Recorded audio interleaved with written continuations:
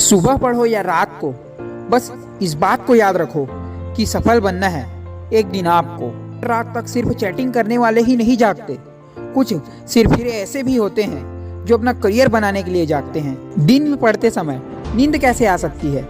तुम्हें तो रात में भी पढ़ना है। सब सो रहे होंगे, क्योंकि अगर तुम सो गए और सोते हुए टॉपर बनने का सपना देख रहे हो, ठीक उसी समय कोई और टॉपर बनने के लिए पढ़ाई कर रहा होगा। हारने वाला विद्यार्थी जीतने वाले विद्यार्थी पर ध्यान देता है, जबकि जीतने वाला विद्यार्थी सिर्फ अपने जीतने पर ध्यान देता है। तो रखना, जिंदगी में वो आपको कभी नहीं मिलता जो आप चाहते हो, बल्कि वो मिलता है जो आप दिल से चाहते हो, जी जान से चाहते हो। और जिस चीज को आप जी जान से चाहते हो, उसे पाने के लिए आप किसी भी हद को पार कर सकते हो। जिद्दी इंसान कभी हार मानकर नहीं बैठना चाहते, उसे कितनी भी हार का सामना क्यों ना करना पड़े। इसलिए तो कहते हैं अपने सपने को हकीकत में बदलने के लिए जिद्दी बनना बहुत जरूरी है।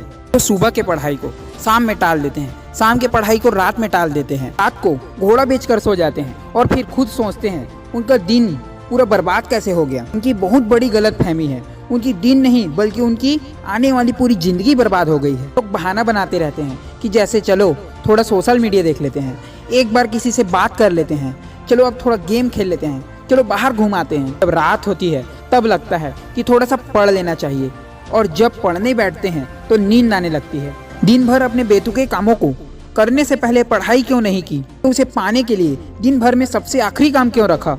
ये टाइम पास करने वाली चीजें तुम्हारा भविष्य नहीं बना सकती। दोस्तों, आपके आसपास वाले लोगों की सैलरी है, और यही बात डिसाइड करेगी कि भविष्य में आपकी सैलरी कितनी है। किसी महान इंसान ने कहा है, तुम अपने दोस्तों के बारे में बताओ और मैं इसी से तुम्हें तुम्हारा भविष्य बता दूंगा। आप जीवन में कितना आगे बढ़ोगे ये इसी से निर्धारित होता है कि आप किनके साथ उठते बैठते हो। इसीलिए बुरे लोगों का साथ छोड़ो और अच्छे लोगों के साथ रहो। तुम्हें पढ़ाई करने में मोटिवेट करे।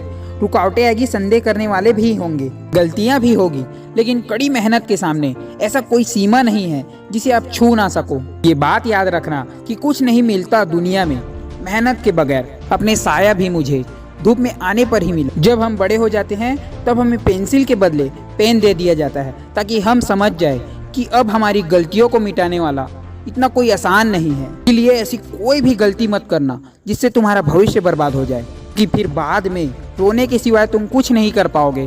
हम दिन भर सिर्फ फालतू के काम करते हैं और बचे हुए समय में पढ़ाई करने की कोशिश करते हैं, क्योंकि तुम्हें पढ़ाई के अलावा दूसरे काम बचे हुए समय में करना चाहिए। और बचे हुए समय को फिजूल के कामों में क्यों बर्बाद करना? तुम्हारे पास इतना समय है ही नहीं कि तुम उसे फिजूल में गंवा सको, और फिर लगता है कि तुम्हारे पास समय है जो कि तुमसे कट नहीं रही है। तो कोई अच्छी किताब पढ़ लो, किसी अच्छी किताब की ऑडियो समरी सुन लो।